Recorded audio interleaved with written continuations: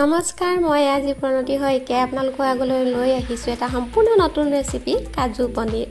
পনীৰ মাত্ৰ 50 গ্ৰাম লৈছোঁ, কাজু 50 গ্ৰাম লৈছোঁ আৰু কেইফুটামান নহৰু, দুটা ডাঙৰ সাইজৰ পিঁয়াজ কাটি লৈছোঁ আৰু 2 চামুচ ঘিউ, গৰু ঘিউ। ঘিউত বনালে বেছি সোৱাদ হয়, ৰিফাইন তেলতো বনাওঁ বুলিলে পাৰি, কিন্তু ঘিউত বনালে বেছি ভাল হয়। পনীৰখিনি অলপ ৰঙচুৱা হোৱাকৈ ফ্ৰাই কৰি লৈছোঁ।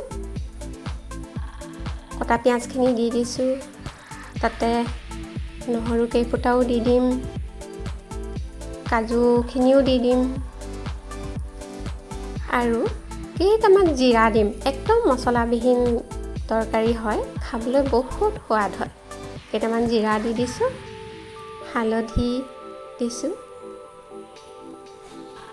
এইখিনি এতিয়া অলপ ফ্ৰাই কৰি ল'ম। নিমখো দি দিছোঁ অলপ। নিমখ আপোনালোকে নিজৰ আন্দাজমতে দিব। নিমখটো সদায় নিজৰ আন্দাজমতেই দিব লাগে, কাৰণ কিছুমানে বহুত কম নিমখ খায়, কিছুমানে বেছি খায়। ৰঙচুৱাকৈ অলপ ব্ৰাউন কালাৰ হোৱাকৈ ভাজি ল'লোঁ। ভাজি সেইখিনি কাঢ়ি ল'লোঁ। সেইখিনি কাঢ়ি ঠাণ্ডা কৰি মই মিক্সাৰ গুড়িত পিচি ল'লোঁ, পেষ্ট বনাই ল'লোঁ। আকৌ ঘিউ এচামুচ দিছোঁ। ইয়াতে সেই পিচি লোৱা পেষ্টখিনি, কাজু, নহৰু, পিঁয়াজৰ পেষ্টখিনি অলপ ৰঙচুৱা হোৱাকৈ ফ্ৰাই কৰিম। অলপ ৰঙচুৱা হ'বলৈ দিব, তেল ওলাবলৈ দিব। ইয়াৰ পৰা অলপ অলপ তেল ফুটি ফুটি ওলাব। তাৰপিছত অলপ গৰম পানী, যিমানটো ডাঠ কৰিব বিচাৰে গ্ৰেভিটো আপোনালোকে নিজৰ আন্দাজমতে পানী দিব পাৰে। পনীয়া কৰোঁ বুলিলেও পাৰে, অলপ ডাঠ কৰোঁ বুলিলেও পাৰে।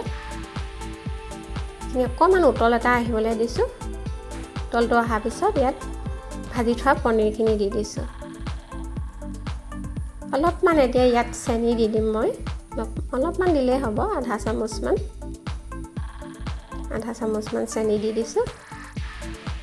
বছ হ'লেই আৰু আপোনালোকৰ কাজু পনীৰ। নহয়নে একদম সহজ?